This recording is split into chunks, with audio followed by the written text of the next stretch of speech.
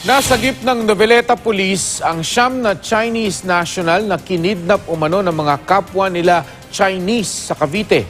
Habang nagpapatrolya raw ang pulisya sa lugar, nakasalubong nila ang isang nakatakas na biktima. Doon nila napag-alamang kinidnap ito kaya nagsagawa sila ng follow-up operation.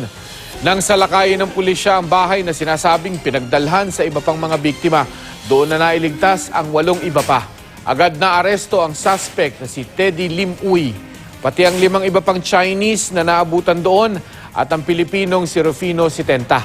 Sabi ni Sitenta, caretaker lang siya ng nasabing bahay.